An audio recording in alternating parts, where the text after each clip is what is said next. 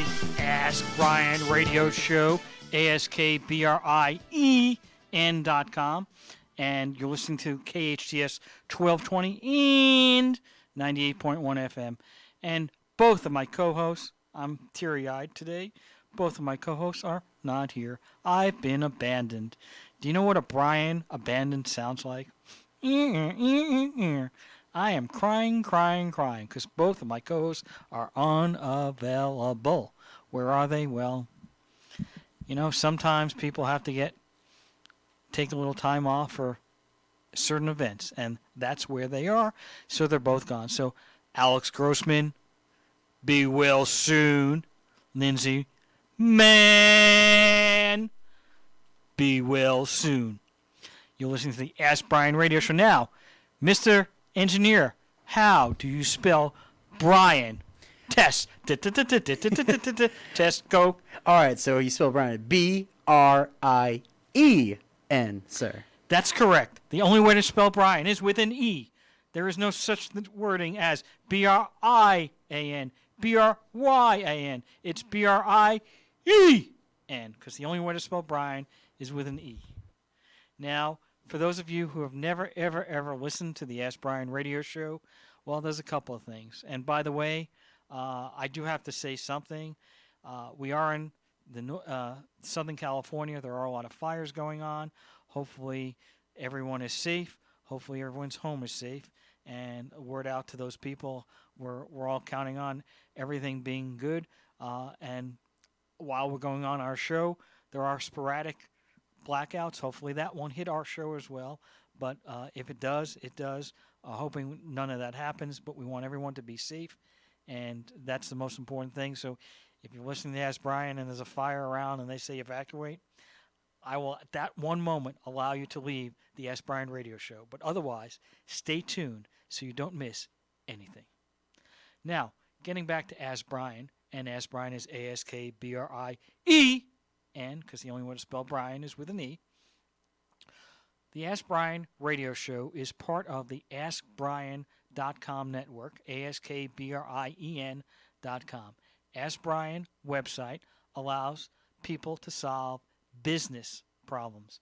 So if you're a business owner and you have a cleaning store in Iowa and you have a cleaning store in Hawaii, you may be experiencing the same issue, although their laws are different, same issue. Why? Somebody brings in a coat and they didn't come in to pick it up. Well, various issues could come up, whether or not you're doing the dry cleaning store in one state or another. Laws are pretty common in that regard. But you may have a different problem, and you may have a problem where you need an expert. And what is an expert? Well, according to Ask Brien, if you can qualify to become an expert, you generally need 10,000 hours. 10,000 hours is 40 hours a week, 50 weeks a year, 5 years. We've determined that 5 years of experience generally makes you qualify. Now, it's not a guarantee that you will become an expert, and you may not need 10,000 hours to become an expert, depending on what your background is and what you've done. If you do become an expert on the Ask Brien network, you are then allowed to post ebooks, blog posts, webinars, videos, anything you can imagine on your profile page so people can find you and get information about you. Also are allowed then to post into the national webinar system of Ask Brien, where we have channels set up for different people. So if you want marketing or business or accounting or sales or digital marketing or Facebook or social media or whatever you want, you can go to those webinars, schedule them, put it on your Google Calendar, and listen to it whenever you choose. So that's something that an expert is allowed to do, and that is a great, great educational part. Each week, we try to help business owners learn something about business. And we have a great guest this week. Her name is Ruby Rayne. Ruby, are you there? Yes, hi, I'm here, Brien. And can you hear me well? I can, yes, thank you. Super duper califragilis makes me alidocious. I once heard that term. Anyway, so Ruby, you're based where? I'm in the greater Seattle area in Washington State. And my understanding is you're a graphic designer? I am. I'm kind of an all things designer, but yes, graphic designer is the easiest one for people to remember me by. So, well, there's a lot of things to remember you by, but when Thank you you. started out, when you started out, did you just graduate high school, college, and just decided, hey, I'm going to be a graphic designer, or did you go work for somebody? How did you start your career? Actually, believe it or not, my dad was really big into the dot-com boom. And he decided instead of spending $50,000 on a very limited range of options for a web developer, he was going to have his daughter do it. So he basically handed me a stack of books and said, "You're going to learn this." And so basically I spent most of my summers and my evenings after school, because I was about like 10 years old-ish. 10 years old? Yes. Wow. Yes. That's called starting it young, guys and gals. Yes, starting it young. Oh, I don't know if I recommend that young, because I feel like everybody deserves a childhood. But but it was definitely interesting, and surprisingly I liked a lot of it. I didn't love the coding as much, because I think young minds are very creative. And so I didn't really enjoy like all the rules and the strictness and pages and pages and pages to get like one little thing to happen. But I found that over time, I really enjoyed both the design aspects as well as the development aspects, because I realized the development would lead me into the design and vice versa. There's a lot of like good exchange between those two sides of the equation. So you had on your desk, you had Tony the Tiger and PHP for Dummies. Is that it? Pretty much, yeah. It was a lot, yeah, a big stack of books, like HTML, like, I mean, the basic stuff, HTML, and like CSS, I don't think had even taken on, like, an inkling of a role yet. So it was just, I mean, I think the first time I even engaged with, say, like a WYSIWYG editor, which is kind of what you see is what you get, was like Hot Dog or something like that. And if anyone remembers that, like you and I were right there. It was like so long ago. So yeah, it was really interesting to deal with all of that. So basically you started from scratch. Your dad gave you books. How long did it take you to read those books, do a little work, and create this website for your dad? So the first site, which was complete and utter garbage, I mean, by today's standards, it's like you wouldn't even talk about it. But it was like my big success, right? So it took me, I would say, the whole summer to actually get a functional site. So it was like every day, just hours and hours and hours. It's like reading, trying to figure out and understand, like, what's a header, like what's a body tag, how do I use these tags, like, how do I build a table, and then just doing the graphics for it in like Paint, Microsoft Paint. So it was kind of hilarious and awful, and then I think at some point, the very basic version of there was Paint Shop Pro, I think, or Photoshop might have been in its infancy as well. So there was other applications I used at some point, but to start out, it was basically Paint and HTML, and 3 solid months of what am I doing? How am I doing this? No one else to really talk to. I mean, so there was no Fusion at the time. WordPress wasn't around. None of that stuff was there. Oh no, none of that was available. No. Yeah, it's basically like you're learning kind of how to create, like as an artist, you're learning like how to create something from scratch, and there's no teachers and there's only a very limited amount of tools, and you're kind of like, okay, like figure this out. Well, so what did you do? Trial and error? A lot of it was trial and error. Yeah, like if something was broken, I became so good at troubleshooting. I mean, this is kind of what a lot of my clients love about me now is, like instead of just giving up or feeling defeated, I'd be like, okay, like I broke it. How do I unbreak it? Or it's broken. How do I get it to look like what I want? And so I would just spend a lot of time just iteration after iteration and trial and error and troubleshooting, and sometimes like things wouldn't load at all. Like I broke all of it and I'd have to like go line by line and figure out what I did. It was really intense actually. So here's a personal psychological question that I'm going to have to ask. Did your dad approve? Did my dad approve? Of the site you created. Yeah. Yeah, he did. Actually, the funny thing is, like, my dad was not an easygoing person. And so At 10 it's years funny old, he's making you because- do a website, so obviously we know a little bit about him. Right, a little bit. Yeah, and so, but he did approve, and he actually, you know, the funny thing is, he sold a few of my sites to some of his clients, so they weren't bad. I mean, by today's standards, they were awful, like I said. But at the time, like when the difference was, you can spend $500 on this site that a 10-year-old, 11-year-old develops for you, or you can spend $50,000 and get something kind of similar at the time. It was not, it was kind of a no-brainer for some of his clients. So, and a lot of people didn't understand the value of the web at the time because it was so new. And like we both kind of understood, I mean, I understood at a young age, like this is magic. Basically, the internet is going to be magic. People are going to be able to access so much data and information and have amazing exchanges, and it's going to be at their fingertips. I mean, they don't have to leave their home, to sit at a desk, and like they can have everything come to them.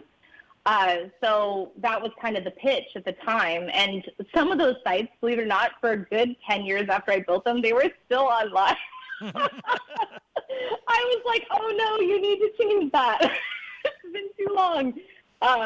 So I guess some people got a really good investment out of that. Well, they certainly got a good investment. What business was your dad in that he was giving out these websites? So my dad, well, it's funny because he kind of did a few different things. He kind of had a entrepreneurial spirit to some degree. And so he was sort of a consultant. So like he would advise people on website stuff that he was doing. So he did a bulletin board system back in the day, and he also ran servers and hosting and some other things. And so he had clients who were looking for either faster internet access or somewhere to dial up and talk to other people, things like that. Like, so he was kind of on that edge of the market. And then he also ran another business, which I would assume was kind of more the main bread and butter at the time, which was for home furnishing goods as well as like flooring and installation, window treatments, things like that. So he a little bit diverse. A little bit? I mean, you talk about apples and oranges, and all that I'm hearing is Right. like connect the modem. Right, exactly. I know, it was so long ago, but not really. Was this the 14.4, the 28.8, or the 56 modem? Oh my God, I honestly don't remember, but I do remember we were the first ones to ever get like a T1 line in the general vicinity. So it was like, that was something my dad would always boast about. He's like, oh yeah, I have a T1 line in the backyard. Like, it was so silly. He probably had a T-Rex in the backyard too. Probably. The dinosaur. Probably, like, yes. Who knows what he was hiding back there? Whoa. Right? Let's just stop the conversation there. So all right. So, hopefully you did something else in that summertime when you're 10 years old and just building websites with the elves. Yeah, no, that was really, I mean, that was kind of, when my dad had something in his head that he wanted done, that was really where all the focus went. There was no way to override that. So that was kind of, I mean, not to have a sad sob story, because obviously, like, it was a great little platform to launch me into the direction, because I took it so much further, and my life has kind of, in a lot of ways, like, I'm thankful for his crazy, So, but yeah, I mean, I wouldn't wish that on a normal child or anyone else for that matter, but it's like, for me, it was just kind of like, since that was my circumstance, it somehow worked itself out, So you started at 10 doing that for your dad. Yeah. I mean, did you have some summers off, or you just kept working from age 10? You've been working now since you were 10 years old. The carpal tunnel I get every so often, and the the shoulder problems. Yeah, I haven't really taken a lot of breaks. And were you always working? I'm very aware. Were you always working for your dad, or when did you go off on your own? Yeah, so about age 16, I had a rebellion, and I was like, I'm kind of tired of being slave labor for you. Like, I mean, there are child labor laws to protect me, and I've now Did you get paid? Around. Did you get paid? No. So that's the thing is, like, children, like, I think certain people are either really good with their children and they're like, oh, you know, like you're doing all these great things for me, so either here's an allowance or here's some sort of like reward for all your struggle. My dad was no rewards for your struggle. It was just like his reward was praise. So if you got praise out of him, which was rare, that was to him, that was like the ultimate trophy. Like there's no reason to give you anything else. And so and so for me, you got a roof over your head and food, you know, that's it. Exactly. You should be thankful you got it's like, that. well, you got exactly. It's like, you know, I slugged uphill both ways. You know, it's kind of that feeling. So it was like I was just kind of there to serve him because I was the offspring. And so, but at around 16 years old, I was like, you know what? I'm kind of done. Like, obviously, I put in my time. I'm actually getting acknowledged outside of this because people will always, you know, they'll start conversations with you and ask, like, so what else do you do besides, like, school? Like, or what are you doing? And I would talk to, like, adults. My grandmother would take me different places with her, like, even from the grocery store to, say, like, you know, a networking event like the Hilton or something when she was doing her different, like, she had an entrepreneurial spirit too, but a little different. And so, like, she'd take me to all these events with her, and people would just ask me because they're like, "You're so young. What are you doing here?" You know, kind of a thing. And I was like, I honestly don't know what I'm doing here. It's like you are correct to question this. Like I am a child, and so you know, but they would ask, and I'd like say like, "Oh, you know, okay, well, I do these things, I guess." Like, and they'd be like, "Really?" And because it was still kind of so new, it was like novelty. People would be like, "Really?" Like, "Well, how much do you charge?" And like, and how long does it take? You know, and they just ask me all these questions. And so I ended up giving them my information and doing like little side projects here and there, like small little things for like I said, just a few $100s or, you know, I don't think at that time I had done anything over $700. Like it was all like pretty like small, like here's $100, here's $500, you know? And so, but I was helping people set stuff up, and I was like kind of diverging away from my father for good reason. And and so as that progressed, I was like, you know what? I should do this. Like, like it just kind of hit me all at once because I feel like, you know, when you're a child, you don't think like, I mean, even a teenager, you just don't think about necessarily like what else is there. You're still kind of in this like everything's scheduled for you. These are the expectations, like, you know, and then you're trying to snag as much free time as possible, which seems to never exist. And so, like, I was just like, oh, I should do this for myself. Of course. Like, why didn't I think of that?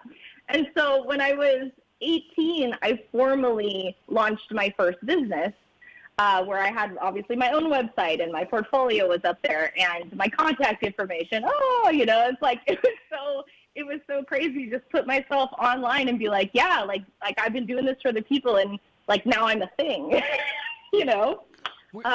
Where did you go when you yeah. had a problem? Because listen, nobody just starts out on day one at 10 years old and does this all on their own. They're working through issues. They're doing things for their dad or for somebody else. And I don't know how to do this. Where do you go? Yeah. Honestly, all I remember is I always felt like it was on me. Like I didn't really have a support system, so to speak, to be like, hey, I'm having this issue.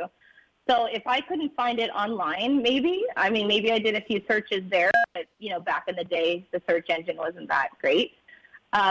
It's like a lot of the times I just had to figure it out. Like I had to make something happen. So I felt always like hyper responsible. And my dad, you know, that was kind of in my family system, as you can kind of deduce from the conversation. That was like how my dad rolled, was just like, you know, it's on you. Like I'm not really responsible for you. Like I do enough, you know. And so, Wow. so I kind of like that's yeah. And that's kind of how it always felt. You know, it was always like, okay, well, you know, I can either give up or I can figure this out. And so I spend a lot of my energy, you know, I had spent a lot of my energy when I was younger. I still do that today. Like now I have a much better support system and I've got like the ability to ask for help and not feel horrible about it. But when I was younger, I didn't. So I was just like, all right, I don't know what I'm going to do. And I remember like calling, because the nice thing was I never had a bad client until I was older. So it was really cool. I think people just give you a pass when you're a kid and they're like, well, I hired a kid, you know, it's just like, So if I didn't give them exactly like perfectly what they had in their head, or if something wasn't communicated, I think they were just like, well, that was like, I didn't pay that much for it and it works. So I think that kind of that for some reason got me a pass for a long time. But then as I got older, my first terrible client wasn't until I was like 19 or 20. So I was kind of fortunate in that, because I had a lot of people that obviously asked for massive amounts of changes, losses, and I was willing to do it, like, for nothing. I would just, yeah, okay, whatever makes you happy, like, let's just get this done, and I had a lot more, free time. But then as I was working, and I was working 2 to 3 other jobs, like where I went and clocked in somewhere to, like, pay my bills and stuff like that on top of my design business, like, that was sort of in its infancy. It's like, when I started having like problems, then I started reaching out to, like, I would just look up people in a phone book and be like, who's a good attorney? Like, who's a good this? Who looks like they'd be able to talk to me? And I just be like, can I have 20 minutes of your time? And if not, I can pay you. Like, but I just have a couple questions because I feel really lost, and I don't know, like, what my rights are and what my clients' rights are. And keep in mind, I didn't even have, like, contracts because, like, again, starting out, not really super aware, just like, this is something I was made to do, and now I see, like, value in it. So, to take it a step further, it was a lot of trial and error. I have a lot of bruising and broken, parts of me. We're going to be right back. We got to take a quick break. What if you could wake up without the burden of owing over $10,000 in taxes to the IRS or state? Call the trusted name in tax resolution, Anthem Tax Services, 866-630-2694. With over 30 years of experience in tax preparation and tax law, we are ready to negotiate your tax debt and reach a settlement that makes sense for you. Anthem saved me nearly $17,000 and settled my debt with the IRS for just $100. Call 866-630-2694. We are the only company that is confident enough in our services to offer a 100% money-back guarantee if we can't put you in a better position than where you started. All you need to do is call for a free consultation. 866-630-2694. You may even qualify to save up to 99% off your tax debt. Call Anthem today and we'll also take care of your tax case study for free, saving you hundreds of dollars. 866-630-2694. 866-630-2694.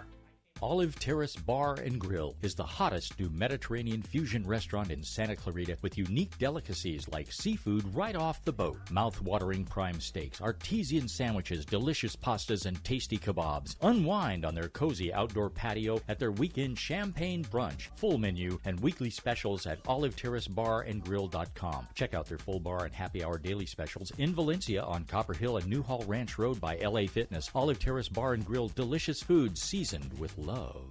Coming to the Canyon, Santa Clarita, Tower of Power, Blue Oyster Cult, Molly Hatchet, Jack Russell's Great White, LA Guns, Ace Frehley, Jefferson Starship, Los Lobos, Ozo Madley, Ambrosia, The Yacht Groove, The ABBA Show, Queen Nation, The Fab Four, The Sweet, Missing Persons, A Flock of Seagulls, and many more. Borderline Country Nights every Thursday, and the Canyon is the perfect place to host special events, so call 818-661-7237 to book yours today. The Canyon, Santa Clarita, where music meets the soul. Tickets available through Ticketmaster.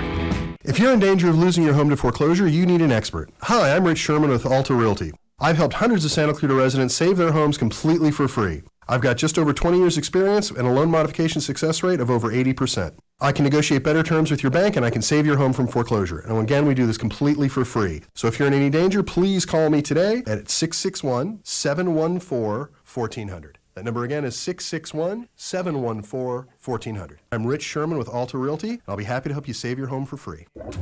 Hey, we're trying to breathe down here. Oh, not again. Don't people know that when they dump their used oil improperly, it makes its way to the Santa Clara River? Oh, you should tell them how they can recycle it. Well, it's simple. Go to greensantaclarita.com to find the oil recycling location nearest you. And take your used motor oil and filters there to be recycled. It's free. You can even find where to pick up a free oil change kit to make it easier. Save water and save money. SCV Water wants to help you find your fit and take advantage of conservation rebate programs that will help you save. Water your landscape more efficiently. Replace your lawn with water-wise plants. Conduct free in-home water surveys. cover your swimming pool, and more. Find the programs that fit your needs and start saving today. Visit conserve.yourscvwater.com to learn more. That's conserve.yourscvwater.com.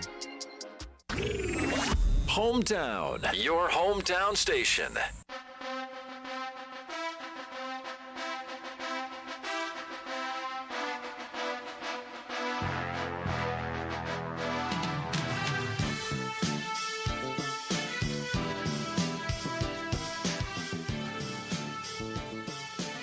Welcome, welcome, welcome. You're listening to the Ask Brien radio show, ASKBRIEN, and we're listening to KHTS 1220 and 98.1 FM. My co-hosts, Alex Grossman and Lindsay Mann, are not here. I'm upset. Anyway, we're back, we're live, and we have a great, great guest. Her name is Ruby, and she has a graphic design business. She was telling us earlier on, for those of you who missed, basically how she started out 10 years old, like everybody else would, in business, and from 10 years old on has been working in the graphic design, website development, and digital agency business. And without any further ado, we have Ruby. So Ruby, first question I have is, you started out and you're doing website designs and et cetera, but now you classify yourself as a graphic designer. Was there a reason why you switched to graphic design as opposed to website design? Yes, I found I had just much more affinity for it. I love the visual elements of design. I love the engagement and interaction that comes through the visual pathway. So that is how I kind of transitioned into that. I just felt, I'd like to be less behind the scenes and more like client-facing, front-facing. And so let me ask you a question, because I hear this from time to time from business owners. They hire a graphic designer, they want it to be a certain way, and it doesn't come out the way they want it. So what can a person who's hiring a graphic designer, what can they do to make it easier so that they get what they want? Oh, that is a good question. There's a lot of steps there. I like to ask good questions. I like that you ask good questions. Well, so I'll try to simplify it the best I can. Think about it as if like you pick up a product or an object. Think about all the details that has, like what it feels like, what it looks like, the colors, the size, like think of the dimensions, things like that. If you can kind of visualize what you're going for and really be detail oriented, that's going to help your designer the most. Because like, let's say you just want something, a flyer designed. It's like, well, what size? That's a key question that's usually asked. Is like, what size flyer would you like?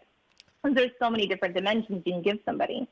And then, what are the key aspects that you want on it? Like, what type of information? What is the flyer? What's the purpose of the flyer?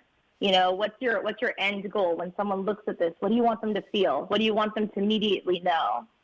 And so a lot of those things aren't contemplated by the client when they're asking a designer, like, I just want to design, because they're not really thinking about what the designer is thinking about. So if you can kind of get into their head of like, what makes a really good end product that you like, that will be super helpful for your designer to know. So I think actually if both parties, both the customer and the graphic designer, can empathize with the other person to try to come together, I think that's the best way to do something. Is that correct? Does that make sense? Yes. If you pick somebody who's like in alignment with you, I mean, if in general, if you're just picking anybody, obviously you want to do more of the work on the front end for that person you're hiring. But if you are able to really connect with somebody who really gets you, understands your brand or your basically your goals, and gets the whole feel of the energy of it, like that's the person you really want to connect with. Yeah, it's an empathetic person who understands and who sees your vision and who shares that with you is usually the best fit, absolutely. So besides those, what are the three most important things a business person should look for in hiring a graphic designer? Everyone always says skills, and I would agree that skills are pretty high up there. How do you know if they're skillful? Well, usually you'll look at a portfolio, or you'll see like other things that other work they've done, or like kind of sit down and have a conversation with them, see how easy the answers come. I think a lot of times you can tell kind of a novice from an expert depending on how long it takes them to answer or the way in which they answer. So somebody who has a lot more experience, they've been doing this for so many times, they'll just, here's your answer. Other people might be like, well, or I'm not sure, or maybe we need to, so there's a lot more hesitation with somebody who has to process longer, who goes, well, do I know how to do that? Can I figure that out? So I think that's kind of the key thing, is looking for like how knowledgeable they are and how easy the conversation goes for you. Like we said earlier, the empathy part, that kind of plays into finding somebody who does what you're looking for, really. I mean, if you have a certain type of brand, or you have a certain type of look, or you have a certain type of feel, or you're a certain type of company or a certain type of person, you want to line up with someone who does those things, who looks like that or feels like that. You resonate with them really well. You're like, oh, I'm looking at their work and I can see myself in their portfolio. That's a really big one. And also, budget. I mean, I would say location back in the day, like somebody who's available and you can kind of meet. But nowadays, everything is remote. Like you can meet through Zoom or Skype. You can share screens. You can, you can consult with anyone globally. So I guess location's not a big a deal, but sometimes budget. Knowing where you are with the value of what you need and the amount of money you can put behind it. Those are kind of important. Well, what about a one-man show versus a big digital agency? Yes, this is a question my clients always ask me. It's like, well, you're one person, and it's like, so how can you fill my needs? And I'm like, well, it depends on what your needs are.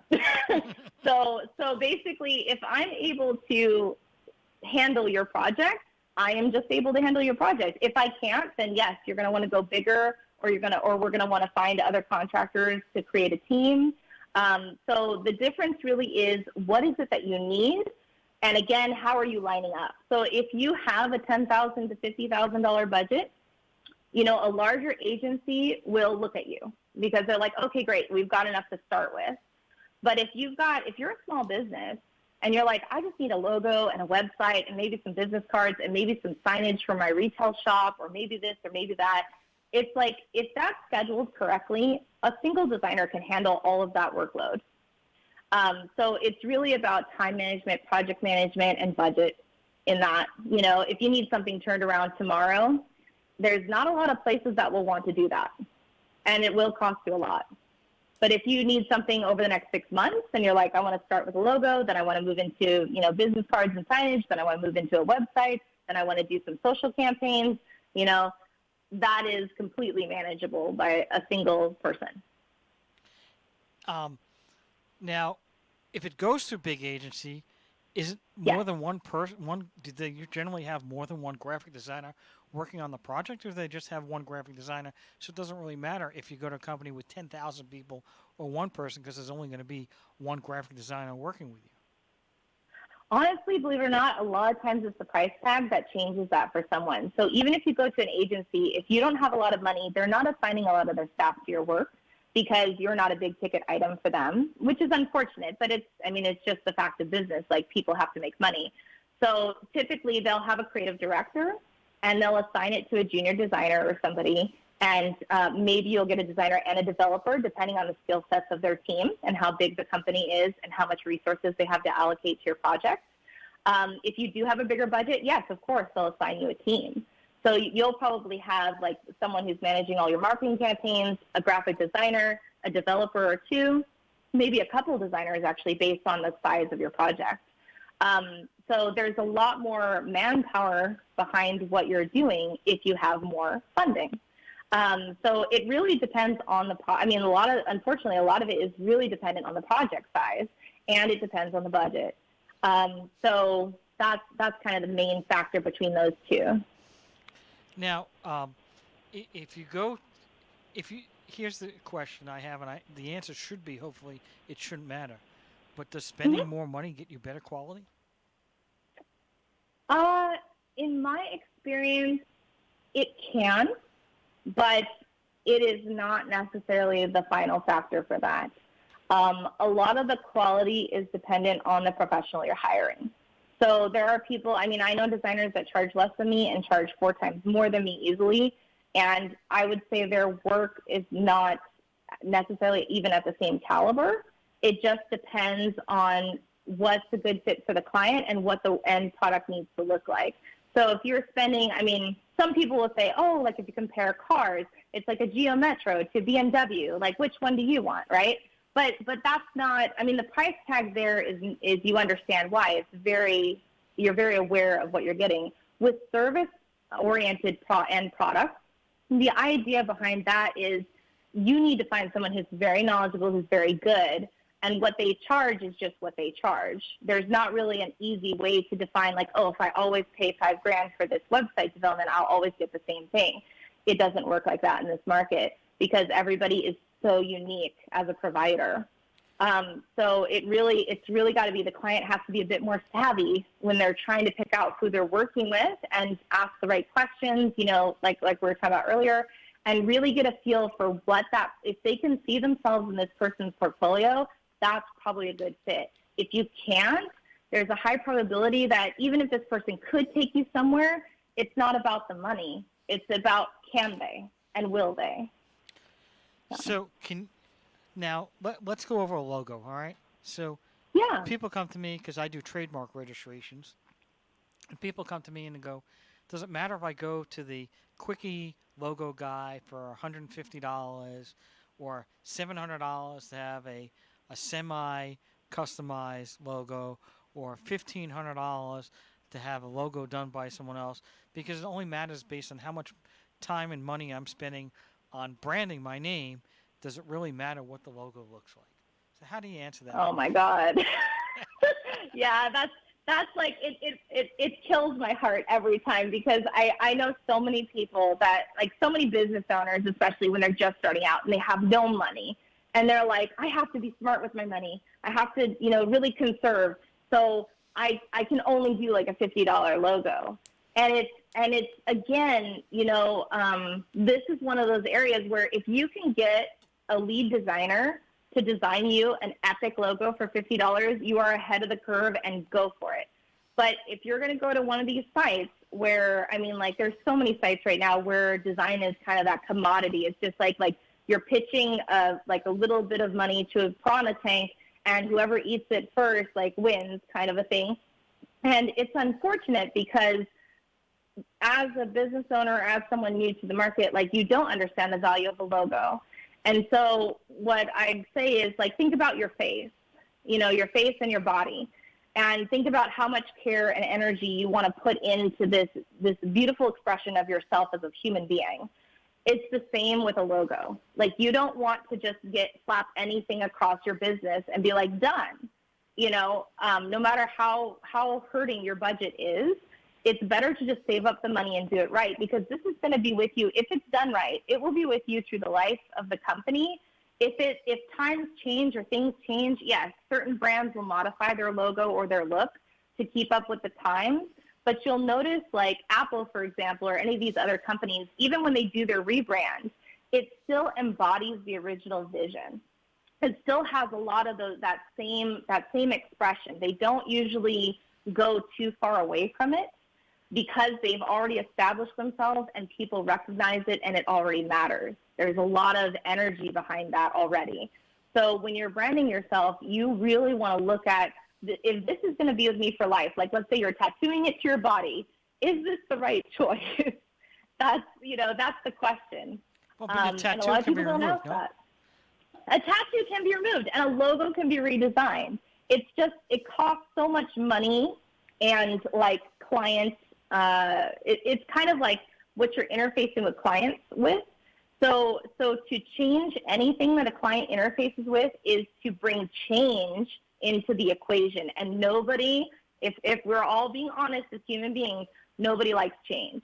The minute you change something, you take out the comfort, you take out the all that integrity and that expectation that was built in, where people are, you know, excited to engage with you and know exactly what they're going to see every time and exactly what they're going to get.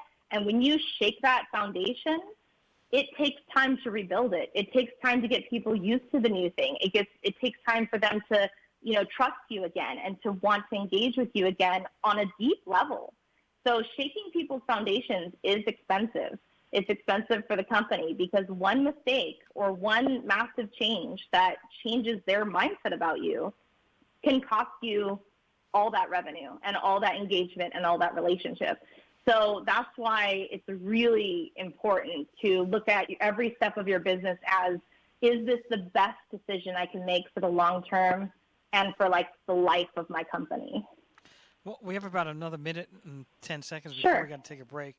But I wanted to ask you, so if somebody wants to hire a graphic designer, okay, what services would you go to a graphic designer for? There's so many, anything that is visual design. So anything that you see around you, signage, logos, flyers, business cards, postcards, they call a lot of that like business collateral. Anything usually that is a visual element, there's a designer involved. There's a graphic designer involved.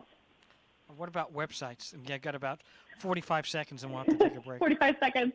Yeah, so websites, you have front-end design and you have back-end design.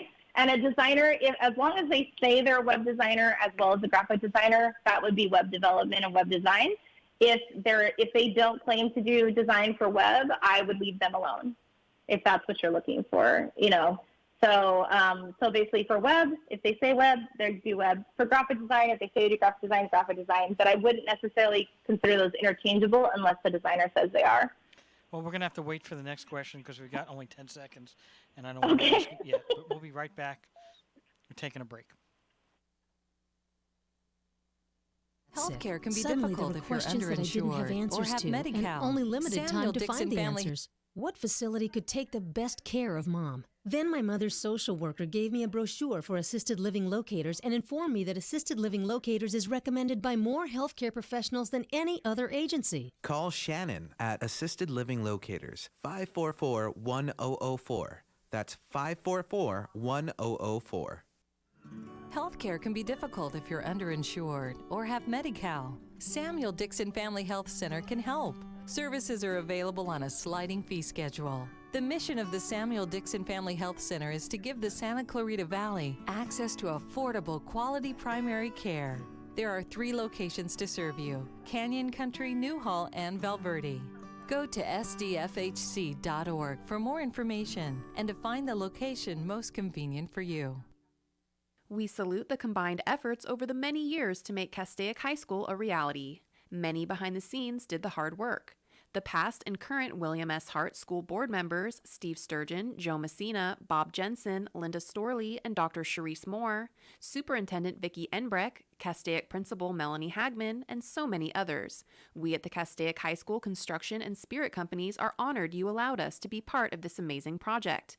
Now, let our kids and our teachers perform their magic. Hi, Kirk Stinson here with Plumbing by Kirk, your hometown plumber. I want to stress to you how important it is to get proper advice on what to do in case of emergencies. Always know where your shutoff valves are to be able to isolate it and have the problem taken care of on regular hours and avoid expensive plumbing bills. We invite you to visit our website for free plumbing advice at plumbingbykirk.com or give us a call, 263-6519. That's 263-6519. My dad is the best plumber ever. Plumbing by Kirk.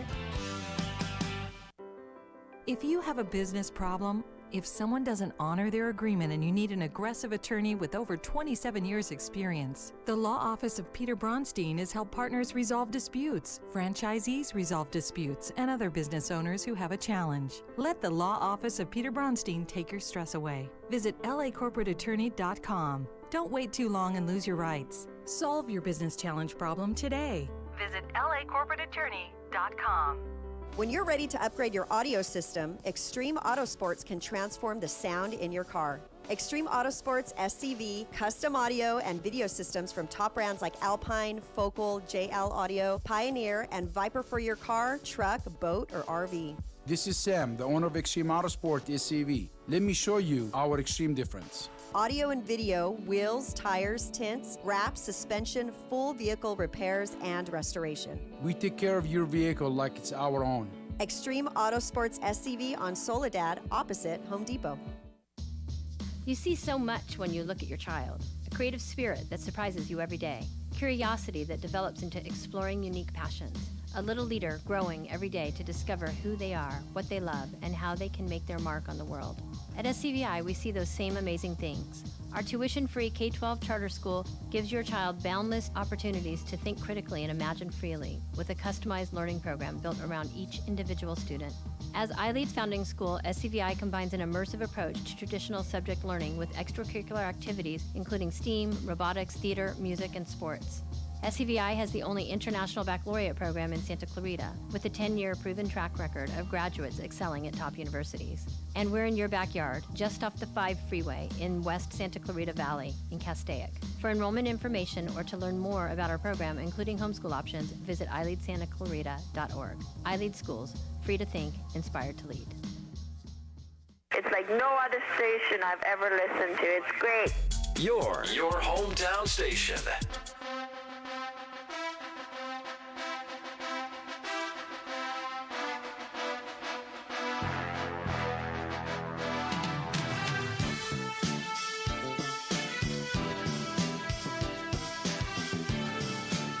Welcome back. You're listening to the Ask Brien radio show. How do you spell Brien? Brien. Because the only way to spell Brien is with a E. That's correct. I have him now trained. All right. We're back. We're live. We have Ruby. And Ruby is coming right back. So we had a question on the break. And basically, what would you look for if you were hiring a graphic designer? What are the 3 qualities? We talked earlier about empathy. We talked earlier, details, etc. But how do I know? I mean, again, I go online and look through some portfolios and say, that looks good. I mean, how do I know? And I don't even know where they're located. And you told me, well, it doesn't matter remotely anymore. But I still don't know, after all this talk and conversation, how do I know I got a good graphic designer until I actually see the work and whether or not they met what I wanted? Yeah, I mean, that's kind of, unfortunately, with this type of service, a lot of the times, you will get what you want if you communicate well. And sometimes you won't get what you want, even if you communicate well, like if there is a disconnect. And it is, in some ways, it is a little bit of a gamble. I mean, you think about ordering a meal at a restaurant, where the chef kind of takes liberties, and maybe you'll like it and maybe you won't. And I think a lot of it is in the communication. A lot of it is, talking with someone and really getting a feel for what they can offer you. And that just comes through that experience. So if somebody came to you, they wanted you to do, let's say a web design, okay? Mm-hmm. And they didn't like it after 3 times, okay? What would you do? Yeah. Would you charge them more money to do the next one? Would you sit down with them and say, listen, we're not on the same page. We need to have a further conversation. How would you do that? So I operate a little bit different than other designers. So I can only really truly speak for myself. But the way that I interview and the process that I go through with my clients, it is rare that there is that many iterations.